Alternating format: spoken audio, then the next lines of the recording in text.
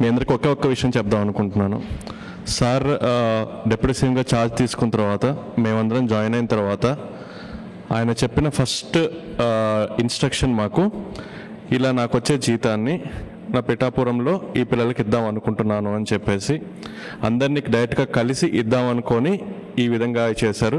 And sir యొక్క opinion ఏంటి అంటే, తనకు వచ్చే జీతాన్ని ఈ 42 మందికి ప్రతి నెల 5,000 రూపాయల చొప్పున డివైడ్ చేసి మీ ఇంటికే వచ్చి ఇచ్చే విధంగా 1వ తారీఖు ఇప్పుడు పెన్షన్ గవర్నమెంట్ ఎలా అయితే ఇస్తుందో అదేవిధంగా 1వ తారీఖు సార్ తనకు వచ్చే జీతాన్ని ప్రతి ఒక్క పిల్లవాడికి అమ్మాయికి 5,000 రూపాయలు డివైడ్ చేసి మీ ఇంటికే పంపిద్దామని చెప్పి డిసైడ్ చేశారు.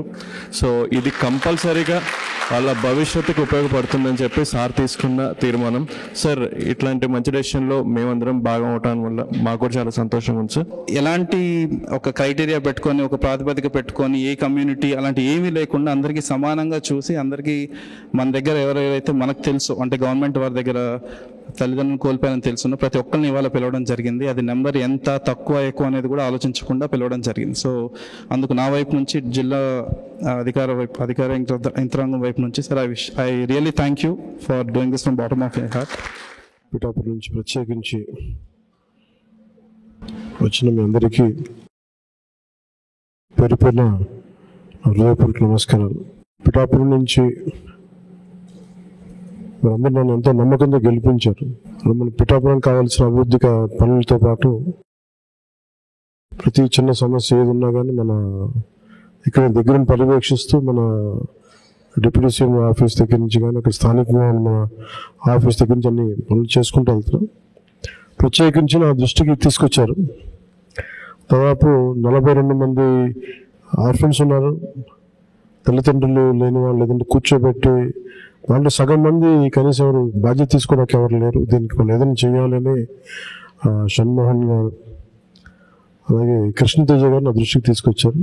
ఆ రోజు నేను అనుకున్నది ఏంటంటే, ముందు నేను ఎమ్మెల్యేగా గెలిచి డిప్యూటీ సీఎం పదవి తీసుకున్నాక బాధ్యతలు తీసుకున్నాక జీతాలు ఇవన్నీ తీసుకోకూడదని నిర్ణయించుకుంటే అసలు భారం అవ్వకూడదని. కానీ పరిస్థితి ఏమొచ్చిందంటే చాలా మిగతా వాళ్ళందరూ కూడా ఇబ్బంది అవుతూ ఉంది. అందువల్ల ప్రత్యేకించి నేను తీసుకొని అది ఎవరికి ఖర్చు పెట్టాలి అని అనుకుంటే, నాకు చదువుకుంటున్న మీకు, తల్లిదండ్రులు కుటుంబం దూరమైన మీకు, అది మీ భవిష్యత్తుకి ఏదైనా ఉంటే చాలా చాలా బాగుంటుంది అనేది నాకు అనిపించింది. దాని తగ్గట్టుగా అడుగు వేసాం. సో నాకు వచ్చే జీతంలో మొత్తం ఆ డబ్బంతా ఇట్లా మీ భవిష్యత్తుకి ఈ పదవి ఉన్నంతకాలం, ప్రభుత్వం ఉన్నంతకాలం మీరు సంపూర్ణంగా చదువుకునే వరకు నెలకి 5,000 రూపాయల చొప్పున మీకు అందజేయడం జరుగుతూ ఉంటుంది. ముఖ్యంగా ఇది మీకు ఎంత సహాయపడుతుంది అనేది మీరే చెప్పాలి నాకు. మన ఉన్నతాధికారులు అందరూ ఆలోచించారు. దీంట్లో ఎక్కడ కూడా ఒక కులం కానీ అనేటట్లు, దాంట్లో అన్ని కులాలు ఉన్నారు, అందరూ ఉన్నారు. ఒకరికి నేను ఒక కులానికి నేను మాట్లాడాలి ఆ మనస్తత్వం కూడా లేదు నాకు. సో మనస్ఫూర్తి ఇంకోసారి మీ దృష్టికి తీసుకొస్తూ ప్రత్యేకించి మీ అందరికీ అంటే ఇది పని చేసి సంపాదిస్తున్నాం. ఒక ప్రభుత్వం తరపున పని చేస్తూ దాని నుంచి వచ్చిన జీతం చాలా బాధ్యతగా